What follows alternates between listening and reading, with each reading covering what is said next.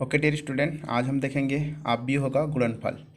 ठीक है, यहाँ पे दो मैट्रिक्स लेंगे, ए मैट्रिक्स और बी मैट्रिक्स। ठीक है, ए मैट्रिक्स का जो क्रम है वो 3x3 है और बी मैट्रिक्स का जो क्रम है वो 3x4 है। तो ये जो गुणा का नियम कहता है कि ए में स्तंभों की संख्या बी के पंक्तियों की संख्याओं के बराबर होना चाहिए। तो क्रम में मैं बताया था, ये जो होता है वो पंक्ति होता है और ये क्या होता है, स्तंभ होता है। ठीक है, और इसमें भी ये क्या होता है, पंक्ति और ये स्तंभ। ठीक है, तो ए के स्तंभों की संख्या मतलब इसकी संख्या इसके बराबर होनी चाहिए। बात समझ में आ रही है? जैसे कि यहाँ पे ए को 3x4 में चेंज किए और बी को 3x3 में चेंज किए, तो देखते ये हैं स्तंभों की संख्या पंक्तियों की संख्याओं के बराबर नहीं है। ठीक है, तो इन दोनों का गुणा पॉसिबल नहीं है। ठीक है, मतलब उन्हीं मैट्रिक्स का गुणा पॉसिबल है जिनकी स्तंभों की संख्या पंक्तियों की संख्याओं के बराबर हो। अब इसमें देखते हैं, ए जो है 3x1 है और बी जो है 1x3 है। ठीक है, तो अब इसमें पहला देखते हैं कि गुणा हो पाएगा कि नहीं हो पाएगा। तो इसके स्तंभों की संख्या 1, पंक्तियों की संख्या 1 बराबर है, तो इन दोनों गुणा हो सकता है। लेकिन जब गुणा करेंगे तो जो गुणनफल आएगा कैसे आएगा, तो यहाँ देखिए, यहाँ जो बराबर हैं दोनों को हटा देना है, स्तंभ और इस पंक्ति को हटा देना है। जो बच गया इसके बाएं ओर इसके दाएं ओर उसको लिखना है यहाँ पे। मतलब कितना आएगा, 3x3। जो ए बी गुणनफल आएगा वो 3x3 का आएगा। ठीक है, अब नेक्स्ट देखते हैं, बी इंटू ए करते हैं। ठीक है, अब यहाँ स्तंभों की संख्या देखिए 3, पंक्तियों की संख्या कितनी है, 3, गुणा हो सकता है। अब इसमें गुणनफल जो आएगा वो कितने का आएगा, तो ए जो बराबर है वो तो कैंसिल हो गया। ठीक है, अब बचा कितना, 1 1, तो 1x1 मतलब 1x1 का ही मैट्रिक्स आएगा। ठीक है, अब गुणा कैसे करनी है उसको देखते हैं। तो प्रश्नावली 3.4 का एक क्वेश्चन लेते हैं। ए बराबर 2 5 0 0 2x2 का है और बी बराबर 5 0 -2 0, ये भी 2x2 का है। ठीक है, मतलब स्तंभ पंक्ति बराबर है। अब गुणा करके यहाँ पे लिख लेते हैं।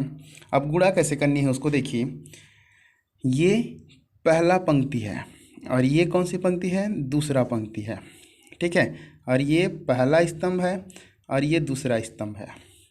मतलब पंक्तियों का जो गुणा होगा वो स्तंभ के साथ होगा। ठीक है, बात समझ में आ रही है? जो पंक्ति होगी वो स्तंभ के साथ गुणा होगा। जैसे कि यहाँ पे हम लोग एक ठो मैट्रिक्स बनाते हैं, ए ए ए ए। ठीक है, अब इसमें मैं रूल बताया था कि पहला पंक्ति पहला स्तंभ तो A11, पहला पंक्ति दूसरा स्तंभ तो A12, दूसरा पंक्ति पहला स्तंभ तो A21 और A22।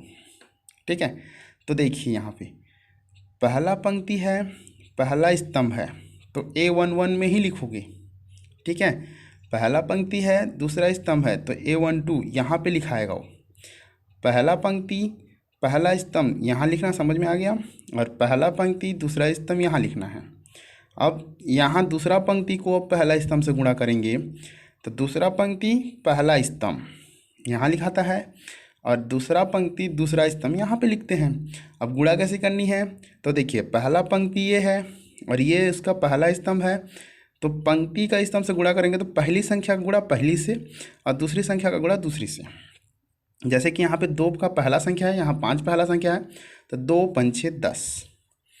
अब यहाँ पे 5 पहला दूसरा संख्या है और यहाँ पे दूसरा संख्या कौन सा है, -2, तो 2 5 6 10, लेकिन किस में, माइनस में। अब 2 0 0 और 5 0 0।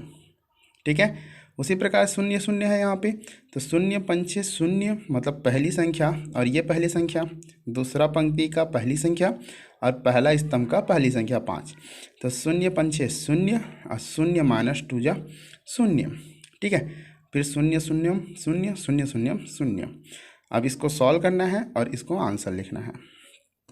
ठीक है, अब नेक्स्ट चौथा क्वेश्चन देखते हैं हम लोग। यहाँ पे देखिए ये 3x3 का मैट्रिक्स है और b इज इक्वल टू भी दिया हुआ है 3x3 का मैट्रिक्स। अब मैं बताया था पंक्ति का जो गुणा होता है वो स्तंभ के साथ होता है। तो पहला पंक्ति गुणा पहले स्तंभ के साथ, फिर पहला पंक्ति गुणा दूसरे स्तंभ के साथ, फिर पहले पंक्ति गुणा तीसरे स्तंभ के साथ करेंगे। उसी प्रकार फिर दूसरे पंक्ति का पहले से, फिर दूसरे पंक्ति का पहले से दूसरे से, फिर दूसरे पंक्ति का तीसरे से करेंगे। उसी प्रकार तीसरे पंक्ति का भी पहले से, तीसरे पंक्ति का दूसरे से और तीसरे पंक्ति का तीसरे से। कैसे करनी है देखिए। अब पहला पंक्ति देखते हैं और पहला स्तंभ देखते हैं। तो देखिए पहला स्तंभ का पहला संख्या 1 और पहले पंक्ति का पहला संख्या 2, 2 गुणित 1 कर दिए।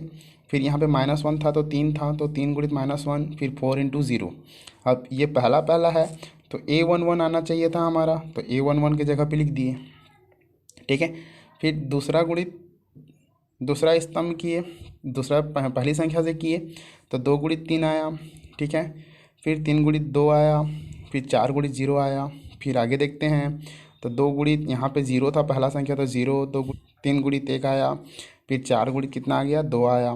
फिर उसी प्रकार 1 गुणित 1, 2 गुणित ऋण 1 और 3 गुणित 0 आया। ठीक है। मैच करते जाइए। ये दूसरा पंक्ति का है तो दूसरा पंक्ति का दूसरे स्तंभ से देखिए पहला संख्या 1 था, यहाँ 3 था तो 1 × 3, फिर 2 × 2 और फिर 3 × 0। देखिए ये इसके साथ गुणा हो रहा है तो 3 × 0 आएगा। अब पहला दूसरा पंक्ति और तीसरा स्तंभ में जाते हैं तो 1 × 0, 2 × 1 और 3 × 2 आएगा। ठीक है। उसी प्रकार अब नीचे में बनाते जाएंगे। यहाँ देखिए तीसरा पंक्ति चालू हो गया है, तीसरा और पहला, तो -1 × 1, फिर 1 × -1 और 2 × 0 आएगा। ठीक है। उसी प्रकार -1 × 3, 1 × 2, ठीक है, और 2 × 0 आएगा। ठीक है। नेक्स्ट देखिए -1 × 0, 1 × 1 यहाँ लिखे हैं और 2 × 2। ठीक है। इस प्रकार गुणा करके इसको कैलकुलेट करना है और कैलकुलेट करने के पश्चात ही आपका आंसर आ जाएगा। आप लोग प्रश्नावली 3.4 को प्रैक्टिस कीजिए। अब प्रश्नावली 3.5 देखते हैं। तो a बराबर दिया है 3, 2, 2a, तो सिद्ध कीजिए a² - 4a - i = 0। ठीक है। तो सबसे पहला हमको a² निकालना है। तो a² बराबर कितना क्या होता है a × a, तो दोनों को गुणा कर देंगे। अब हम लोगों ने गुणा सीख लिया है तो 3 × 3 और 2 × 2 कितना आ जाएगा 3 3 या 9 और 2 2 4, फिर 3 2 6 और 2 1 2। ठीक है। फिर उसी प्रकार 2 3 6 और 1 2 2 और 2 2 4 और 1 1 1, तो 13 8 8 और 5 आया। ठीक है। अब 4 गुणित a करेंगे तो 4 3 12, 4 2 8, 4 2 8 और 4 1 4 आएगा। अब i जो होता है इकाई अवधि होता है, मतलब 1 0 0 1 होता है। अब इसमें घटाते हैं तो 13 8 8 5 आया था, फिर 12 8 8 4 आया था और 1 0 0 1 माइनस माइनस लिख दिए। अब पहली संख्या से पहली संख्या ही घटता है, बताया था मैं। तो 13 ऋण 12 ऋण 1, फिर 8 ऋण 8 ऋण 0, फिर 8 ऋण 8 ऋण 0, फिर 5 ऋण 4 ऋण 1, कितना जाएगा 0। तो सिद्ध हो गया। इस प्रकार प्रैक्टिस कीजिए। ठीक है।